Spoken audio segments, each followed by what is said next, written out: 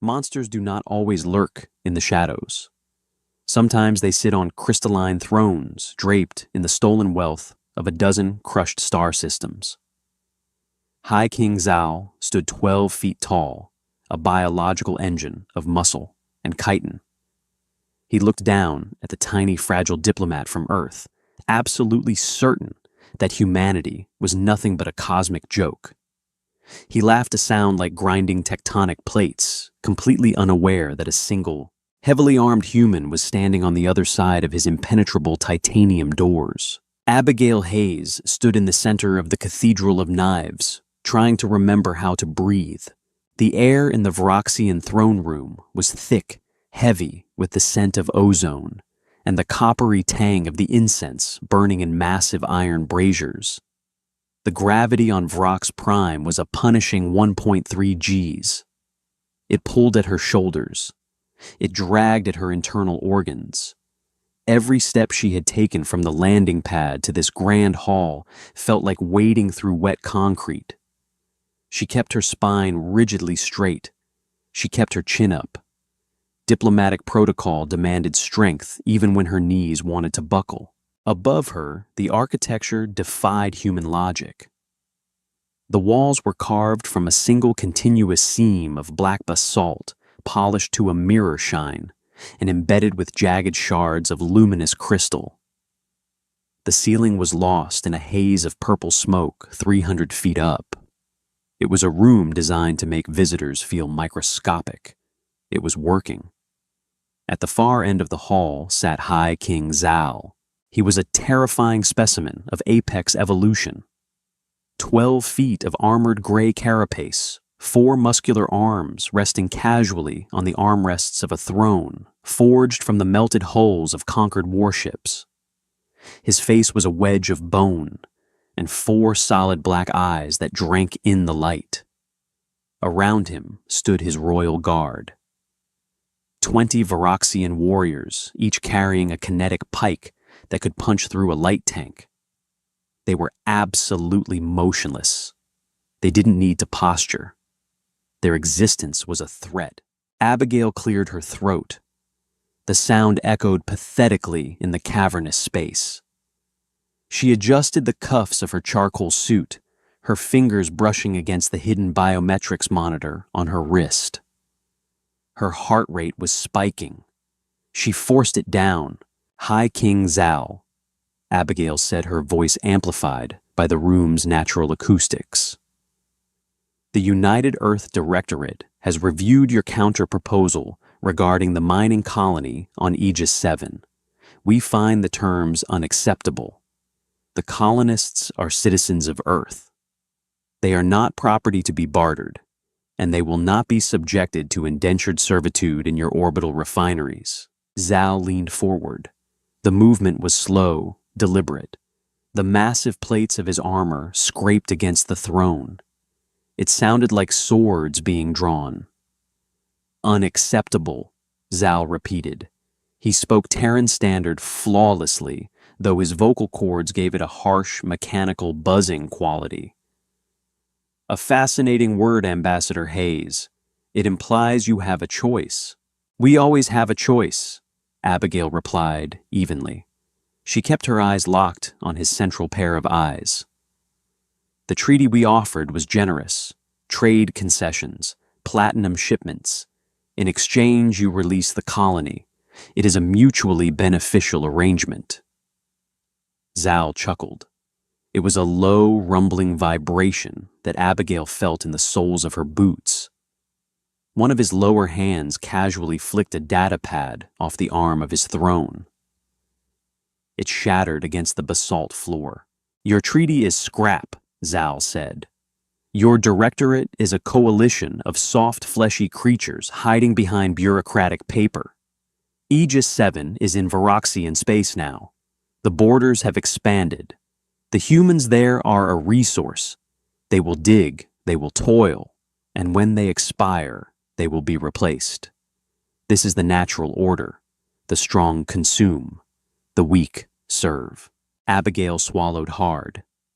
The negotiations had been a sham. The Directorate had warned her this might happen. but the reality of standing in the lion's den was a different kind of terror. She had exactly one card left to play, and it was a bluff she hoped to God she didn't have to call. "If you proceed with this," Abigail said, her voice dropping an octave, losing the diplomatic polish and taking on a cold, hard edge, "you will trigger a state of open war with Earth. We do not abandon our people." The throne room erupted in noise. The royal guards slammed the butts of their kinetic pikes against the floor. Thud, thud, thud. A mechanical rhythm of absolute mockery. Zal raised an upper hand, and the room fell instantly silent. "War," Zal mused. He stood up. The sheer mass of the alien king was staggering. He descended the 3 massive steps from his throne, closing the distance between them. Abigail forced her feet to stay rooted to the floor. Every survival instinct screamed at her to run. Zal stopped 10 feet away. He towered over her, casting a deep, chilling shadow. "You bring a threat of war to my sanctuary," Zal said softly. "You, a creature whose skin tears on sharp rocks, whose bones snap under minor pressure. Your species requires a specific blend of gases just to survive, and you die if you are deprived of water for a few cycles. You are a biological fragility. You are an error of the cosmos." "We are adaptable," Abigail countered, her voice shaking just a fraction. "You are arrogant," Zal corrected. He reached out with a massive clawed hand. The tip of one talon rested gently under Abigail's chin. The point was razor sharp. A single twitch and it would open her throat. She didn't blink. She breathed in the smell of his armor, dust-dried blood and metallic polish. "When your ship landed," Zal continued, his tone mocking, "you brought a single escort, a male of your species. I watched him on the security feeds. He wore no power armor. He carried no heavy ordnance, just a simple kinetic rifle and a canvas jacket. My guards disarmed him and left him in the outer antechamber. Tell me, Ambassador, was he your champion?" Abigail felt a cold bead of sweat roll down her spine. Gideon, she had told him to stand down. She had told him to wait by the doors. "He is my security detail," Abigail said. Zal sneered, pulling his talon away. "He is just a human, and like you, he is helpless. Let me explain what is going to happen now, Ambassador Hayes," Zal said, turning his back on her and pacing slowly toward the royal guards. "There will be no war. Your directorate will not send its fleets across the sector for a few thousand dirty miners. They will posture. They will send angry transmissions. And then they will accept the new borders, because they are cowards." Abigail remained silent. She was calculating variables. The doors to the throne room were 80 feet behind her. Solid titanium alloy 3 feet thick, locked down via a biometric magnetic seal. Between her and the doors stood 4 elite Vroxian guards. Beside the king stood 16 more. She had a concealed micro-laser in her pen, good for exactly 1 shot. It wouldn't even dent their armor. "As for you," Zal said, glancing over his shoulder, "you will not be returning to Earth. You are a senior diplomat. You possess intimate knowledge of your military's deployment routes. You will be taken to the lower levels. You will be interrogated. Once we have extracted what we need, you will join your citizens on Aegis 7. I think you will find the platinum mines humbling." Panic, cold and sharp, finally pierced Abigail's carefully constructed mental walls. She took a step back. The 4 guards near the entrance immediately raised their kinetic pikes, the energy tips glowing a harsh, violent violet. "You cannot detain an envoy," Abigail said. Her voice was louder now, laced with genuine desperation. "It violates the Corvus Accords. It violates every law of interstellar conduct. I am the law. Zal boomed, his patience evaporating. Secure her. Two of the royal guards stepped forward. They moved with terrifying speed for creatures of their size. Abigail braced herself, dropping her hand toward her pocket where the pen lay. It was useless, but she wouldn't go down without making a mark. Then it happened. It wasn't a loud noise at first. It was a deep, resonant thud. It vibrated through the floorboards, traveling up Abigail's legs and rattling her teeth. The two guards advancing on her paused. Zal stopped, his four eyes narrowing in confusion. He looked toward the rear of the hall. Thud. It was louder this time. The sound of something impossibly heavy striking the titanium alloy doors at the end of the throne room. "What is that?" Zal demanded, looking at the guards near the entrance. The guards clicked their mandibles in uncertainty, raising their weapons toward the massive doorway. Thud. A fine dusting of ancient dust fell from the massive basalt archway framing the doors. "Is there a structural failure in the docking ring?" Zal barked, tapping a communications node on his wrist. Static answered him. Bang! The sound changed from a dull thud to a sharp, violent crack of kinetic impact. It was the sound of metal being pushed past its absolute yield strength. Abigail turned around, her eyes wide. In the very center of the right-hand door, a small, subtle depression had appeared. The titanium alloy, 3 feet thick and rated to survive a direct hit from a ship's railgun, was dented inward. Bang! The dent deepened. The magnetic seals along the center seam of the doors let out a high-pitched whining squeal. Zal's arrogance faltered, replaced by a deep instinctual wariness. He gestured sharply to his royal guard. "Form a defensive line. Lock the chamber down." 12 heavily armored Vroxian warriors moved with lethal precision, forming a semicircle around the door. They lowered their kinetic pikes, a wall of violet energy crackling to life. "Ambassador," Zal growled. "What trick is this? Did you bring a breaching charge? An automated siege drone?" Abigail stared at the door. Her breath hitched.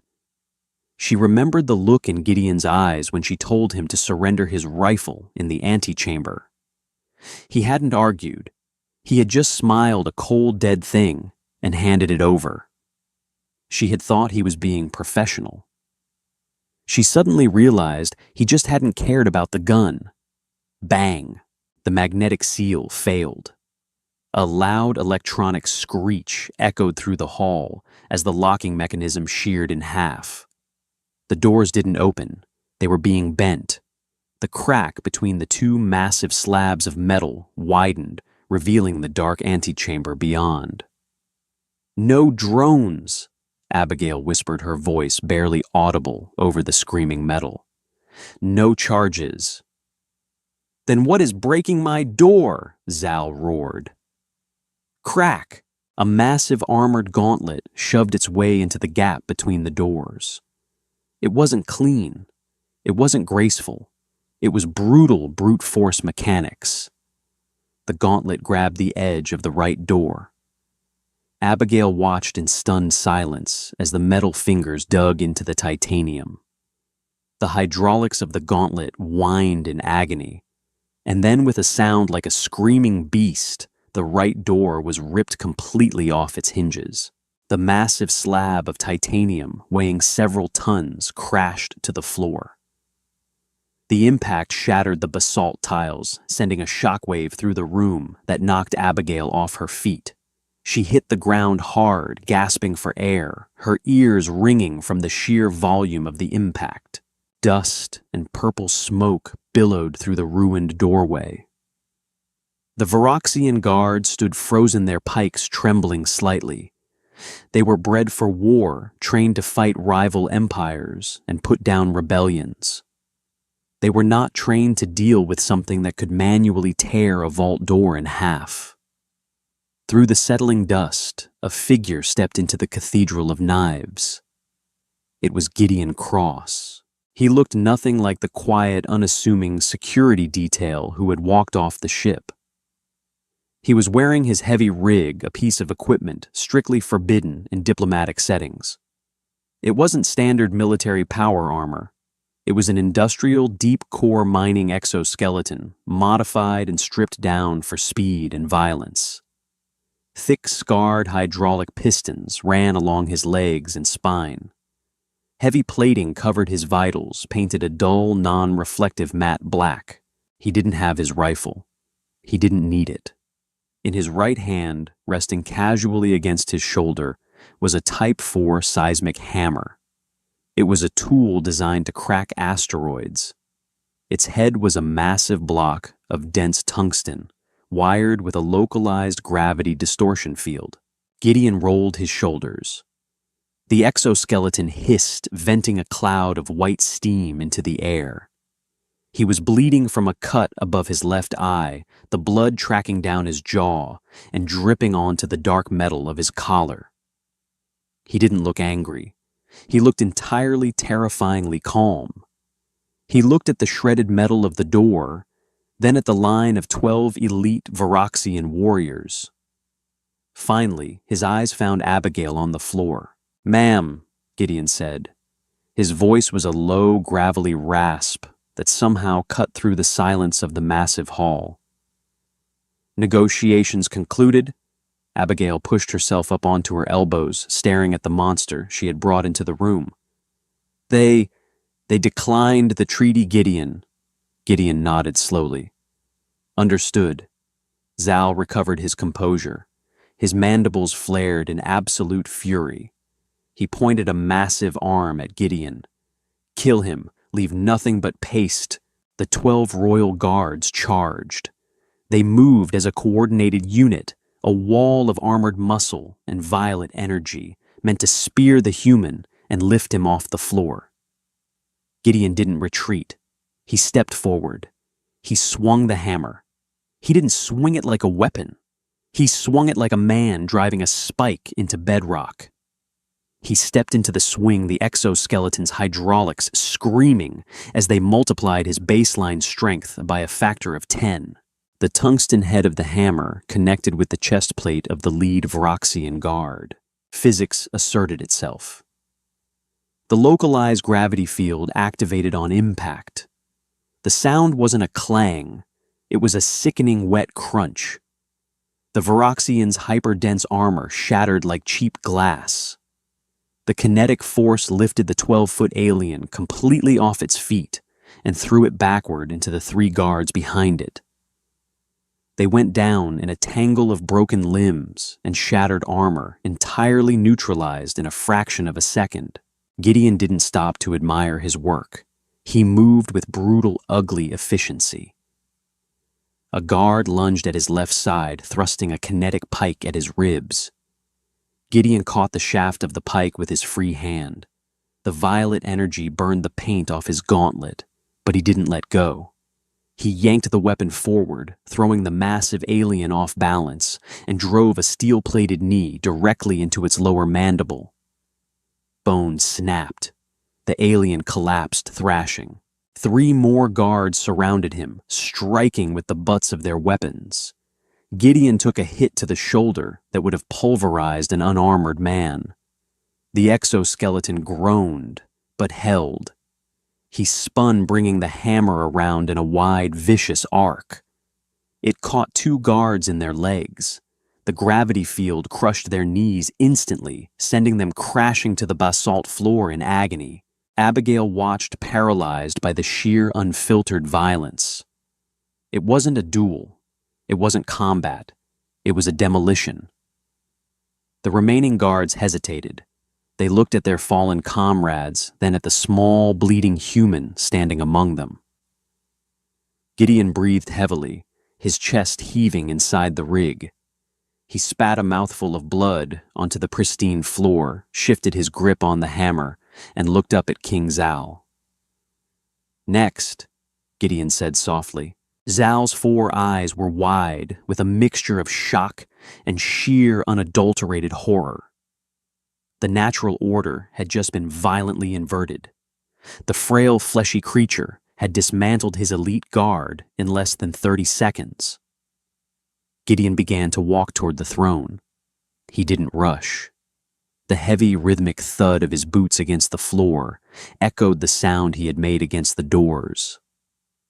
Zal stepped back, his 4 arms raising in a defensive posture. "What are you?" the king hissed. "I'm just a human," Gideon replied, raising the hammer. "And you're in my way."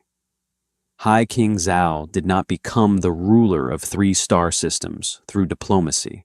In Vroxian culture, the crown was not inherited. It was taken. It was held by the sheer terrifying capacity to crush anyone who reached for it. Zal had sat on his throne for 40 Terran years. He had grown accustomed to the soft, pliant nature of orbital bombardments and fleet maneuvers. He had forgotten the wet, ugly reality of close-quarters slaughter. Gideon Cross was a harsh reminder. Zal looked at the broken bodies of his elite guard, then at the human bleeding on his pristine basalt floor. The king did not call for reinforcements. To do so would show weakness in front of his surviving court. He reached up with his 2 primary arms and unfastened the heavy gilded clasp at his throat. His ceremonial cape, woven from the optic nerves of a conquered leviathan, slid from his shoulders and pooled on the floor like spilled oil. He stepped down from the dais. Zal stood 12 feet of dense gray chitin, layered thick over muscle fibers that could snap steel cables. "You think you understand violence, little primate," Zal said. His voice was no longer the buzzing mockery of a diplomat. It was a guttural, rattling growl that echoed off the high, vaulted ceilings of the Cathedral of Knives. "You put on a machine to mimic strength. I was born it." Gideon didn't bother with a witty retort. He didn't waste oxygen on banter. He adjusted his grip on the Type 4 seismic hammer, planting his boots firmly on the cracked tiles. The exoskeleton hissed, venting a continuous stream of white vapor as its internal cooling systems struggled to keep up with the massive power output. A red warning light blinked rhythmically on his left pauldron. Zal lunged. For a creature of his immense mass, the Vroxian king moved with horrifying speed. He didn't use a weapon. His body was the weapon. He crossed the 30 feet separating them in 3 massive strides, bringing his upper right arm down in a sweeping, devastating arc. His claws were fully extended, thick as railroad spikes, and just as dull, meant for crushing rather than cutting. Gideon didn't try to block it. He knew the limitations of his rig. If he took that hit directly on his guard, his arms would snap inside the mechanical sleeves. Instead, he fired the lateral thrusters on his right hip. The rig jerked him violently to the side. It was a sickening, bone-jarring movement that tore at his shoulder socket, but it got him out of the kill zone. Zal's claws slammed into the basalt floor where Gideon had been standing a fraction of a second earlier. The impact sounded like a detonating artillery shell. Shards of black stone exploded outward, showering the room in razor-sharp shrapnel. Abigail shielded her face with her arms, turning away, as fragments of stone pelted her charcoal suit. When she looked back, her breath caught in her throat. Gideon had pivoted using the momentum of his dodge to swing the massive tungsten hammer directly at Zal's exposed ribcage. The localized gravity field hummed a deep, bass-heavy vibration that blurred the air around the weapon's head. It connected. The sound was deafening. It was the sound of a wrecking ball hitting a concrete bunker. The gravity field flared, concentrating 10 tons of kinetic force into an area the size of a dinner plate. Zal roared a sound of pure, unadulterated shock.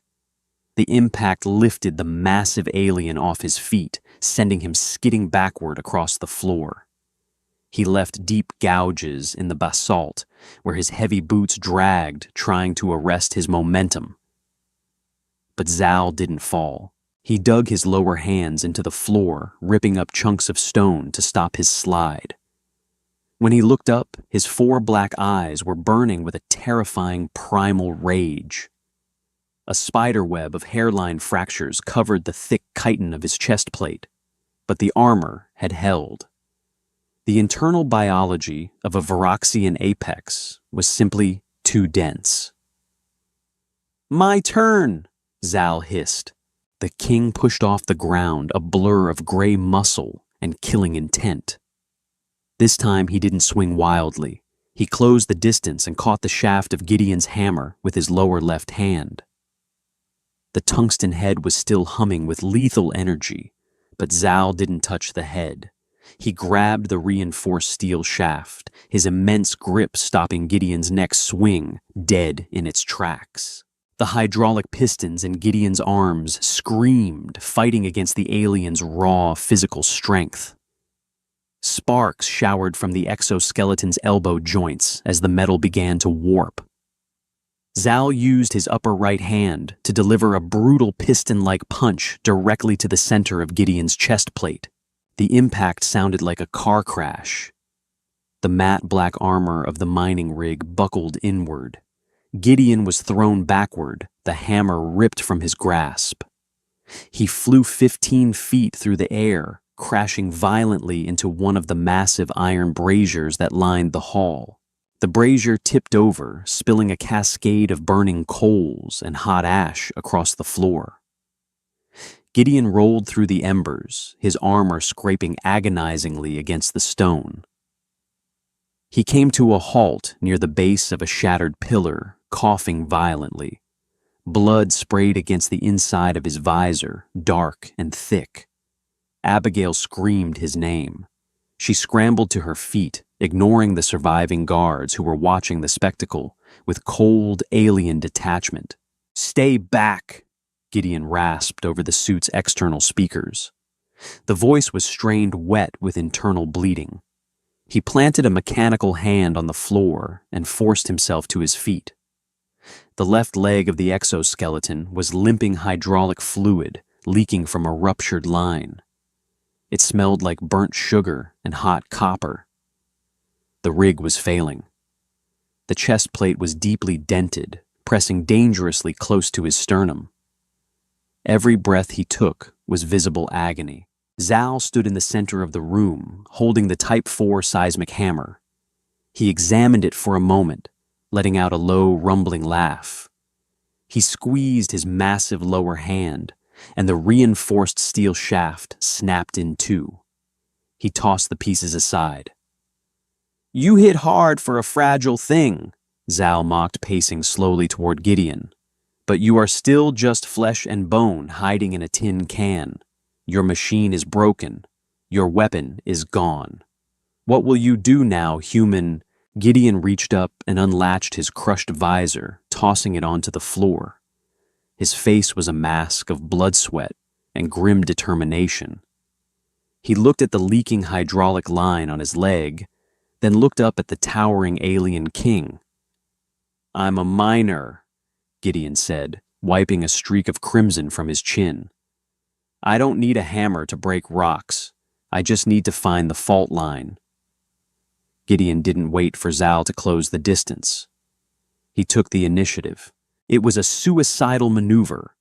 A broken human in a failing exoskeleton charging a 12-foot biological tank. Abigail watched in terrified awe as Gideon bypassed the safety limiters on his rig.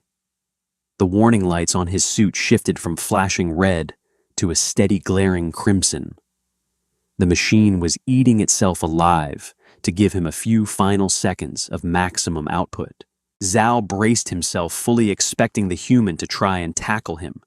He lowered his center of gravity, preparing to catch Gideon and crush his skull like a ripe melon. But Gideon didn't aim for the chest. He didn't aim for the head. 5 feet away from Zal, Gideon dropped. He fired his thrusters downwards, slamming his knees onto the basalt floor. He slid across the polished stone, riding a wave of sparks directly under Zal's outstretched arms. It was an industrial environment tactic, used for sliding under collapsing tunnel supports. Here, it placed Gideon perfectly beneath the Vroxian king's guard. As he slid past Zal's massive legs, Gideon drove his right gauntlet directly into the back of Zal's right knee joint. He didn't punch it, he grabbed it. Vroxian chitin was virtually impenetrable on the flat surfaces. It could stop small arms fire and deflect kinetic blades. But armor is completely useless if the joints can't move. Behind the knee where the thick plates met to allow for articulation, there was a gap, a soft tissue cluster of tendons and nerves.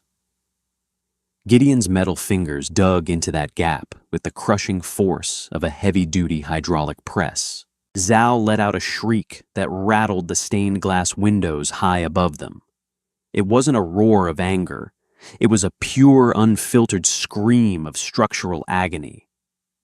Before Zal could reach down to tear him away, Gideon fired the upward thrusters on his suit. He kept his grip on the alien's knee joint and used the mechanical lift to brutally wrench Zal's leg backward. There was a sickening, echoing pop. It sounded like a massive tree branch snapping in a hurricane. Zal's right leg gave out entirely. The massive king collapsed, hitting the floor with a localized earthquake. He thrashed wildly, all four arms swinging in blind, panicked agony. One of his massive fists clipped Gideon's shoulder, sending the human tumbling across the floor in a shower of sparks and leaking fluid. Gideon hit the wall hard. His exoskeleton let out a dying whine, the internal power core finally shutting down to prevent a catastrophic meltdown. He was essentially trapped in 200 pounds of dead metal. He didn't care. He manually popped the emergency release clamps. With a series of sharp explosive clacks, the heavy armor plates detached. Gideon hauled himself out of the ruined rig. He was wearing a sweat-soaked canvas jacket and a tactical undersuit. His left arm hung at a useless, unnatural angle. He was limping heavily, his ribs screaming with every breath. He looked small. He looked incredibly, impossibly fragile.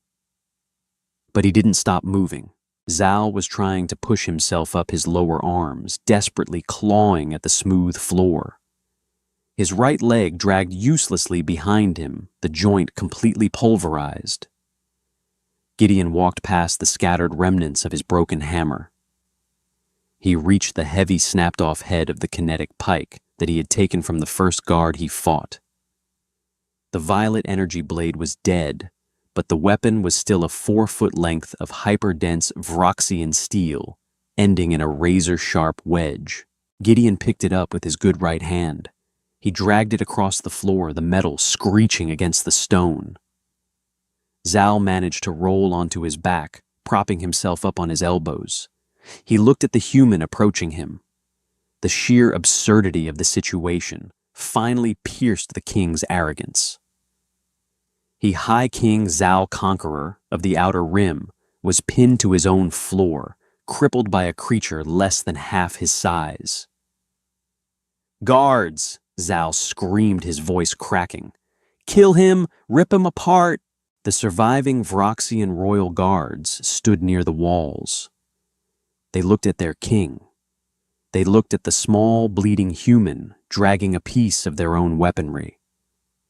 They did not move. In the brutal meritocracy of the Vroxian Empire, strength was the only currency that mattered. The king had challenged the human to single combat. The king had lost.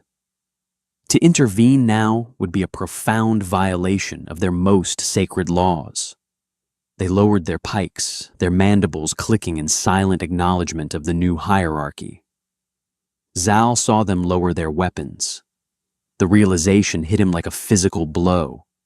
The absolute terror in his 4 black eyes was palpable. Gideon reached the fallen king. He stood over Zal, his breathing ragged blood dripping from his nose onto Zal's chest plate. Zal raised a trembling hand. Wait, we can negotiate. Name your price, credits, ships. I will give you whatever you desire. Gideon stared down at him with dead, empty eyes. I don't negotiate, Gideon rasped. He raised the heavy steel pike high above his head and brought it down with everything he had left. He didn't aim for the throat. He didn't aim for the heart. Gideon drove the steel wedge directly through the palm of Zal's raised upper hand, pinning the massive limb to the basalt floor. Zal howled in pain, his body thrashing against the stone, but he was pinned. The fight was completely unequivocally over. Gideon let go of the pike. He stumbled backward, his knees finally giving out. He fell onto his back, staring up at the haze of purple smoke near the ceiling, coughing violently. He turned his head slightly, his vision blurring. Abigail, Gideon whispered. Your turn. The silence in the Cathedral of Knives was absolute, broken only by the ragged breathing of the defeated alien king and the steady drip of his dark violet blood onto the floor. Abigail Hayes stood up. She dusted the ash from the sleeves of her charcoal suit. She adjusted her collar. She didn't look at the massive Vroxian guards who were now watching her with a newfound terrifying reverence. She didn't look at the shattered doors or the ruined architecture. She walked past the broken bodies. She walked past the sparking remains of Gideon's mining rig. When she reached Zal, she stopped. The Vroxian king was panting heavily, his massive chest heaving. He stared at the steel pike, pinning his hand to the floor, too exhausted and broken to pull it out. He looked up at Abigail. There was no mockery left in his gaze, only the profound, hollow realization of a predator that had just realized it was prey. Abigail reached into the inner pocket of her jacket. She pulled out a pristine physical paper copy of the Aegis 7 Treaty. She had printed it as a formality, a traditional gesture for historical archives. Now it felt like the heaviest object in the room. She stepped closer, placing her polished leather shoe directly onto the edge of Zal's shattered chest plate. Zal flinched, but he didn't move. High King Zal, Abigail said. Her voice wasn't shaking anymore. It didn't echo with the natural acoustics of the room. It was cold. It was quiet. It was the sound of a closing vault door. You called us a biological fragility, Abigail continued, looking down at him. You called us an error of the cosmos. You looked at our soft skin and our small stature, and you assumed we were weak. Zal said nothing. He just breathed a wet, rattling sound. You misunderstood what makes us dangerous, Abigail said, crouching down slightly so she was eye level with the king. We don't conquer systems because we are the strongest predators. We do it because we are the most stubborn survivors in the galaxy. We build tools. We adapt. We look at an impossible obstacle and we break it down into manageable pieces. She gestured toward Gideon, who was sitting up against a pillar, wrapping a makeshift tourniquet around his left arm. He is just a human, Abigail said softly. He isn't a super soldier. He's a civilian contractor, a miner. He breaks rocks for a living, and he just dismantled your entire worldview in less than 5 minutes. She held the paper treaty up, letting it catch the dim light of the throne room. Now, Abigail said, let us revisit the terms of the Aegis 7 agreement. The United Earth Directorate demands the immediate release of all human colonists. We demand the withdrawal of all Vroxian military vessels from the sector. And in light of this unprovoked hostility toward a diplomatic envoy, we are revising the trade concessions. She pulled a sleek silver fountain pen from her pocket. The same pen that held a micro-laser she had planned to die with. There will be no platinum shipments, Abigail stated. Aegis 7 remains sovereign Earth territory. Furthermore, the Varaxian Empire will pay reparations to the Directorate for the psychological distress caused to its citizens. The exact figure will be determined by my superiors, but I assure you it will cripple your economy. Zhao squeezed his eyes shut. This is extortion. This is the natural order, Abigail corrected him, throwing his own words back in his face like acid. The strong dictate the terms, the weak sign the paper. She uncapped the pen and held it out to him. Sign the treaty, Zhao, or I will have Mr. Cross find another fault line. Zhao looked past her toward Gideon. The human was leaning against the pillar, looking completely exhausted, covered in his own blood and the king's. But Gideon met Zhao's eyes and gave a slow, deliberate nod. The Varaxian king shuddered. With his trembling, unpinned lower hand, Zhao reached out. He took the fountain pen. It looked comically small in his massive claws. He fumbled with the paper, dragging the pen across the dotted line at the bottom. His signature was a jagged, messy scrawl of Varaxian glyphs. He dropped the pen. It clattered against the basalt floor. Abigail picked up the paper, inspected the signature, and carefully folded it back into her jacket pocket. She stood up, smoothing her suit. "A pleasure doing business with you, Your Highness," she said. She turned and walked over to Gideon. She knelt beside him, wrapping one of his massive, heavy arms over her shoulder. She strained under his weight, but she didn't falter. Together, the diplomat and the bodyguard stood up.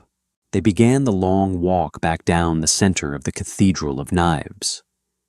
The surviving Varaxian guards parted for them. They didn't raise their weapons. They didn't speak. They simply stood aside, watching the two fragile, fleshy creatures walk through the ruins of their god-king's throne room. As they reached the mangled, shredded remains of the titanium doors, Gideon coughed, wincing in pain. "Hey, boss," Gideon whispered, his voice a raw rasp. "Yes, Gideon," Abigail asked, keeping her eyes forward, focusing on the landing pad in the distance. "Did you get the platinum?" Abigail allowed herself a small, fleeting smile. "I got everything, Gideon. Let's go home." The docking ring of Vrox Prime was a 2-mile corridor of exposed pipework and gunmetal gray bulkheads. It smelled of sulfur, unwashed bodies, and the sharp chemical tang of venting starship coolant. Under normal circumstances, it was a bustling artery of the Empire, choked with merchant soldiers and enslaved laborers hauling cargo. Today, it was a gauntlet. Abigail Hayes kept her left arm wrapped tightly around Gideon's waist. His right arm was slung over her shoulders. He weighed 220 pounds of dense muscle and bone, and the punishing 1.3 G gravity of the planet made him feel like a collapsing star. Every step was a negotiation with gravity. Every breath Gideon took was a wet, ragged rattle that sent a spike of pure anxiety straight through Abigail's chest. They walked down the exact center of the corridor. On either side of them, pressed against the bulkheads, were hundreds of Varaxians. Dock workers, mercenaries, low-ranking military caste members. They had heard the seismic shock of the throne room doors failing. They had seen the royal guard carry their shattered brethren out of the Cathedral of Knives. And now they were watching the architects of that destruction limp back to their ship. Nobody moved, nobody spoke. The silence was absolute, heavier than the gravity. Abigail kept her eyes locked dead ahead. She didn't look at the massive insectoid faces staring down at them. She didn't acknowledge the 4-armed mercenaries resting their claws on the hilts of kinetic blades. If she showed fear, the spell would break. If she stumbled, they would be torn apart before they hit the floor. The Varaxians respected absolute dominance. Gideon had ripped their god king from his pedestal, and until a new hierarchy was established, the humans were the apex predators in the room, even if one of those predators was currently bleeding out on the floor grates. "Keep your head up, Cross," Abigail whispered, her voice barely carrying over the distant thrum of the station's atmospheric cyclers. "Me head's up, boss," Gideon slurred.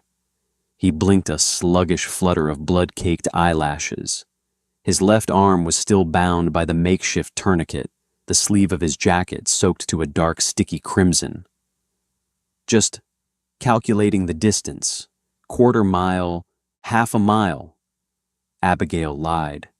It was closer to a full mile. She adjusted her grip on his waist, her manicured nails digging into the heavy canvas of his tactical undersuit. "Just focus on the door at the end, the white one." "Right, white door." They passed a squad of Varaxian shock troopers, 7 feet tall, clad in heavy orbital drop armor. The squad leader stepped forward, his mandibles twitching. Abigail's heart stopped. She didn't reach for her pen. She didn't slow her pace. She just looked the squad leader dead in his primary eyes. The trooper looked at the blood on Gideon's face. He looked at the confident, terrifyingly calm stride of the small human woman. The trooper took a step back, pressed his back against the bulkhead, and lowered his head. It was a gesture of submission. Abigail exhaled a breath she didn't know she was holding. They kept walking. Her calves burned. The sleek, sensible heels she had worn for the diplomatic summit felt like torture devices. She mentally cataloged the pain, filed it away, and kept moving. Diplomacy wasn't just talking in boardrooms. Sometimes diplomacy was dragging your bleeding bodyguard through a hostile alien space station and daring anyone to stop you. The white door of Docking Bay 4 finally materialized through the ambient smog of the corridor.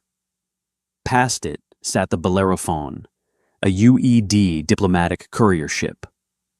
It was a sleek silver needle of a vessel, unarmed, unarmored, and completely out of place among the rusted Varaxian dreadnoughts moored around it. Standing at the base of the ship's ramp was Donovan. Donovan was the pilot. He was a retired naval aviator who wore a permanent scowl and a faded leather jacket.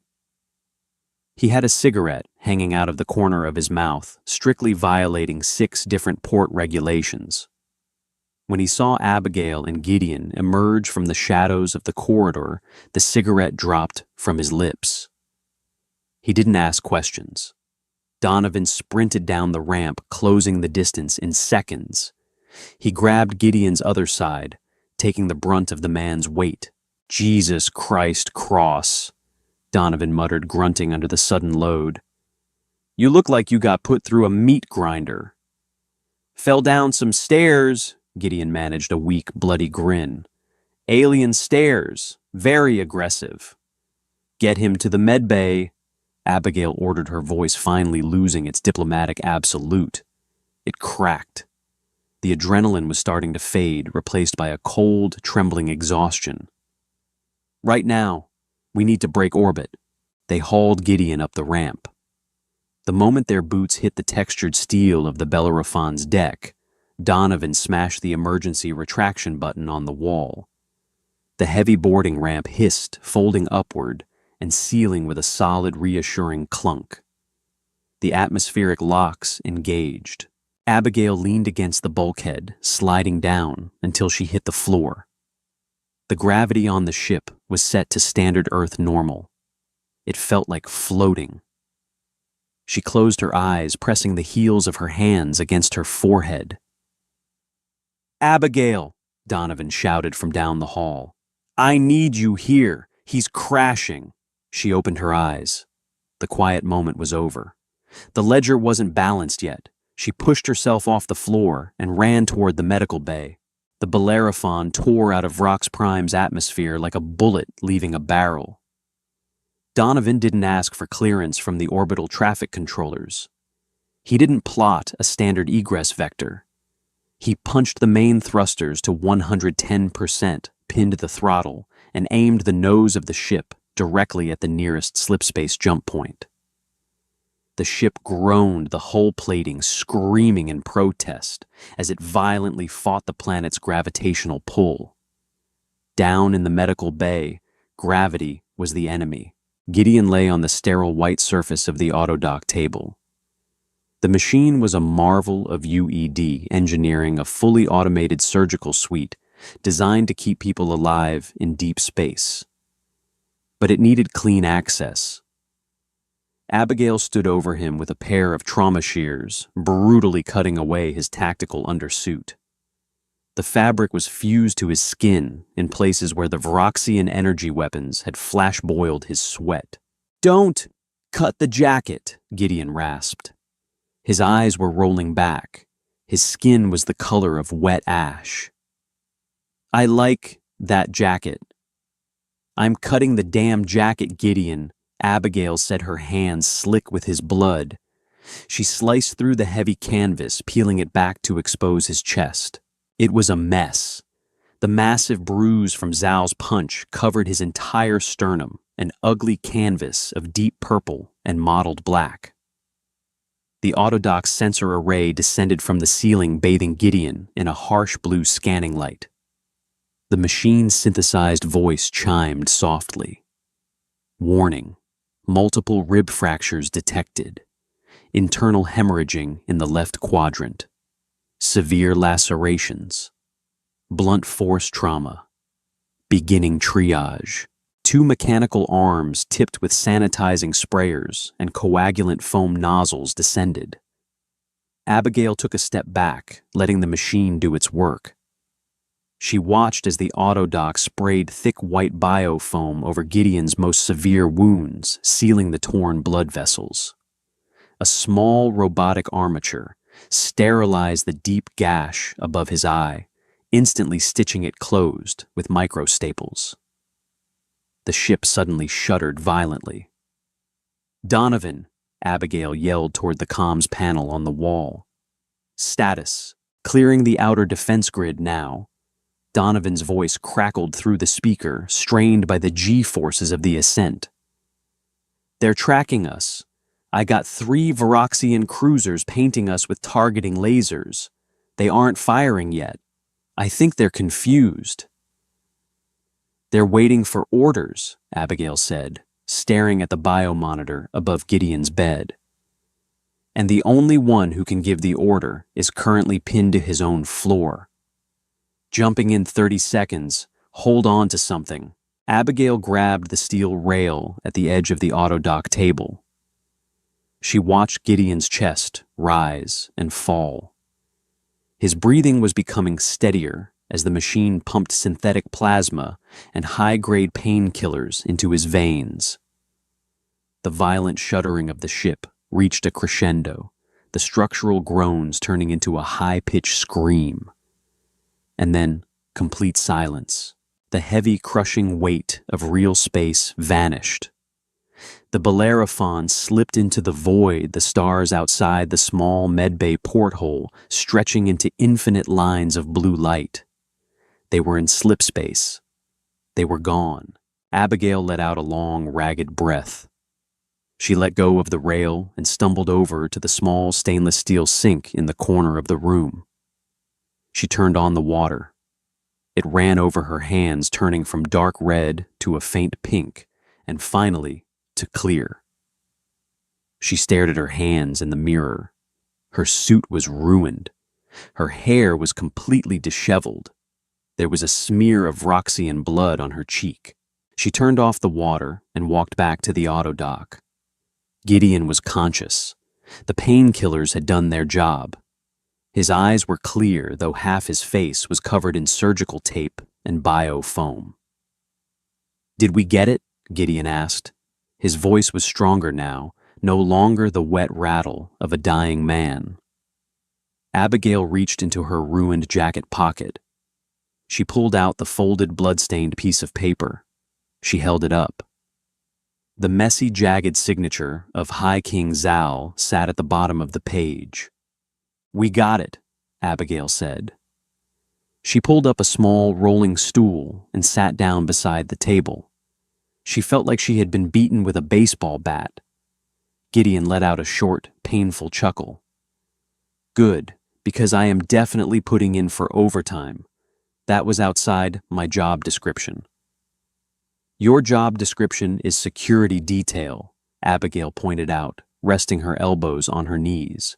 "Security detail implies looking intimidating and standing by doors," Gideon replied, staring at the ceiling.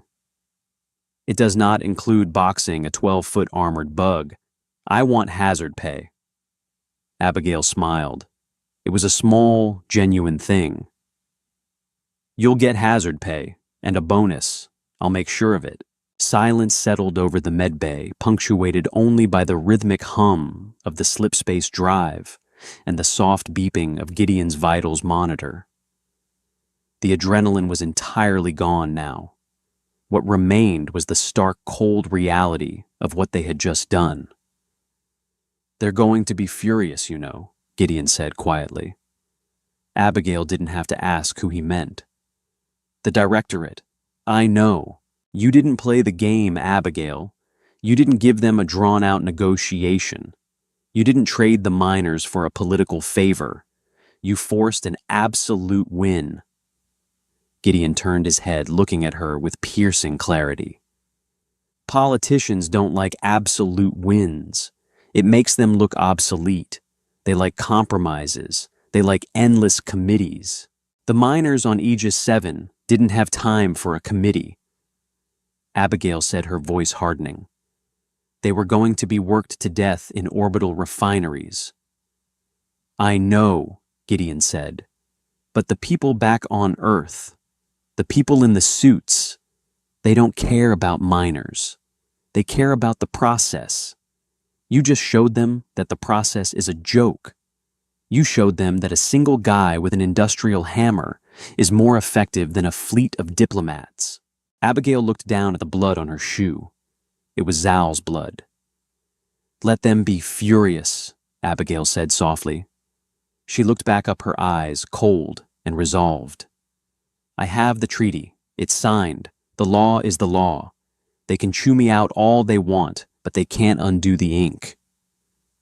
Gideon closed his eyes, letting the painkillers drag him back under. "Just watch your back, boss. The Varaxians are brutal, but they're honest about it. The directorate, they smile when they stab you." "Get some sleep, Gideon," Abigail said. She stayed by the table until his breathing deepened into sleep. Then she stood up, smoothed the lapels of her ruined charcoal suit, and walked out of the medbay. She had a subspace transmission to make. She had to tell the most powerful people on Earth that she had just humiliated a god. The boardroom at the United Earth Directorate headquarters in Geneva was the exact opposite of the Cathedral of Knives. It was entirely white. White walls, white carpet, white acoustic paneling. A massive oval table made of frosted glass dominated the room, surrounded by ergonomic mesh chairs. There were no braziers. There was no smell of ozone or blood. It smelled like sanitized air and expensive cologne. It was a room designed to make decisions that ruined lives without ever having to look at the consequences. Abigail Hayes stood at the end of the table. She was wearing a new suit, navy blue, sharply tailored. Not a single hair was out of place. She looked the picture of diplomatic perfection. Sitting around the table were 7 members of the UED High Council. The man at the head of the table was Secretary General Thomas.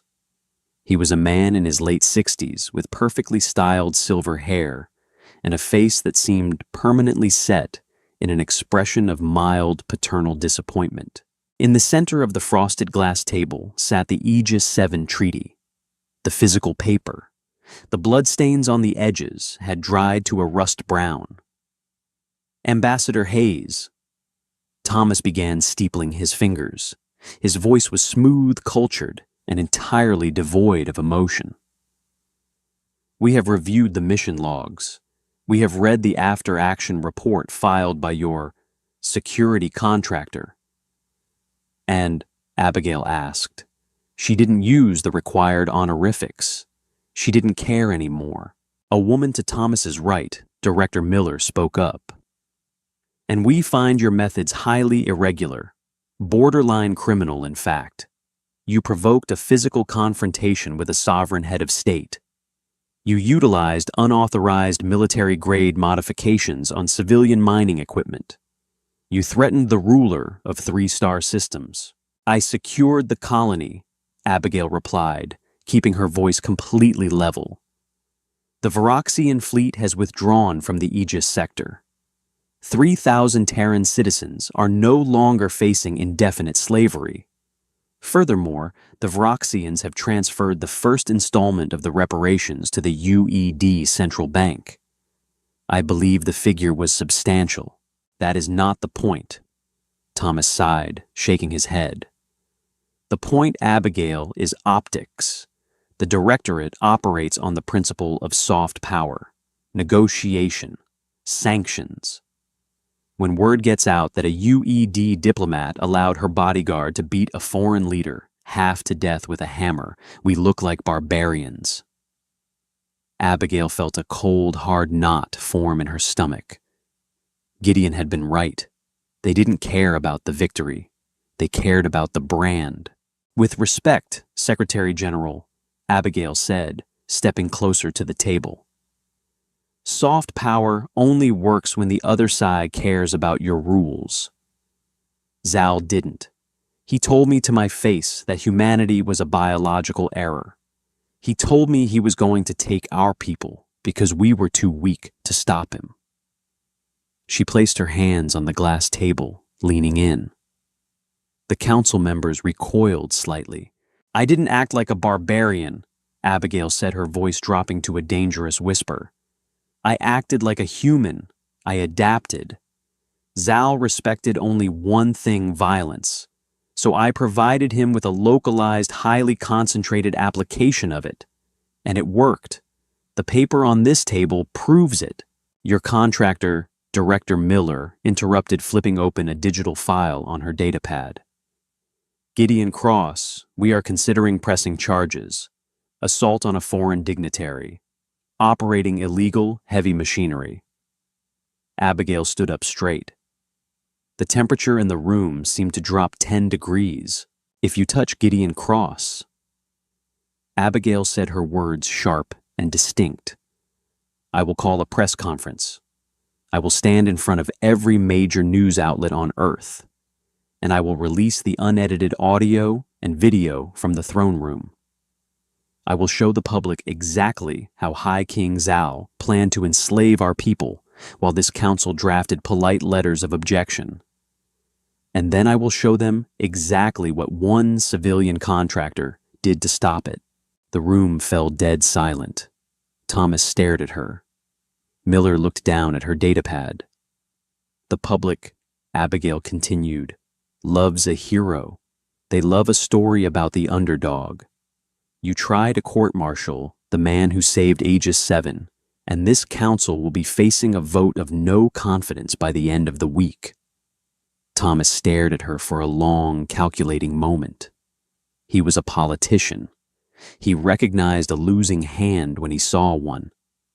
He sighed a tired, weary sound and closed the folder in front of him. That will not be necessary, Ambassador, Thomas said smoothly. Mr. Cross's heroics will be officially classified as a necessary defensive action. The matter is closed. Good, Abigail said. She picked up her briefcase from the floor. If there's nothing else, I have a flight to catch. Where are you going, Abigail? Thomas asked. We have the Pan-Asian Trade Summit next week. We need you on the drafting committee. I'm taking a leave of absence, Abigail said, walking toward the heavy oak doors of the boardroom. Draft it yourselves. Just try not to surrender any planets while I'm gone. She walked out without waiting for a response, the doors shutting with a solid, satisfying click behind her. The bar in the lower levels of the Geneva spaceport was dark quiet and smelled of stale beer and ozone. It was a place for off-duty pilots and dock workers far away from the sterilized perfection of the upper city. Gideon sat in a booth in the back. He was wearing a plain gray t-shirt and his heavy canvas jacket repaired, but still showing the scars of the Vroxian energy pikes. A heavy black cane rested against the table next to him. He was nursing a glass of cheap bourbon, staring at the muted news feed on the wall monitor. Abigail slid into the booth across from him. Gideon looked away from the screen, offering a crooked smile. "You look nice. Did you make the Secretary General cry?" "I thought about it," Abigail said, signaling the bartender for a drink. "They classified the incident. Defensive action. You're clear. You also got your hazard pay. It should be in your account." Gideon tapped his wrist monitor, his eyebrows raising at the notification. "Damn, that is a lot of zeros. I might buy a small moon, or at least a better leg brace." The bartender dropped off a glass of neat whiskey for Abigail. She picked it up, staring at the amber liquid. "So what's next for the great Gideon Cross?" Abigail asked. "Going back to the asteroid belt, cracking rocks." "Nah," Gideon said, taking a sip of his bourbon. "Rocks don't hit back. It's boring. I was thinking of staying in the security sector, assuming anyone wants to hire a guy with a limp and a reputation for extreme collateral damage." Abigail smiled. She reached into her briefcase and pulled out a thick, sealed UED dossier. She slid it across the sticky table. "I've been reassigned," Abigail said. "The Outer Rim territories, the frontier systems. It's messy out there, no rules. Lots of warlords who think humanity is an easy target." Gideon looked at the dossier. He didn't open it. He just ran his thumb over the UED seal. "Sounds dangerous," Gideon said. "Gideon?" "It is," Abigail agreed. She took a sip of her whiskey. It burned, going down sharp and real. "I'm going to need a security detail, someone who understands that sometimes diplomacy requires a hammer." Gideon looked up at her. He saw the shift in her eyes. The polished, naive diplomat who had walked into the Cathedral of Knives was gone. The woman sitting across from him was hardened, cynical, and utterly terrifying. Gideon picked up his glass. He tapped it against hers. The clink of glass was small, but in the quiet bar, it sounded perfectly clear. "I'll get my rig," Gideon said. And that is how humanity rewrites the rules of the galaxy. Gideon Cross proved that you don't need a crown to be a king. Sometimes you just need 10 tons of kinetic force and the sheer stubborn will to survive. If this gritty, hard-hitting take on HFY got your blood pumping, smash that like button right now. Leave a comment down below. What was your favorite moment from the Cathedral of Knives? Share this story with your friends to spread the human dominance. And make sure you subscribe and hit the bell so you never miss another epic sci-fi tale. We're just getting started.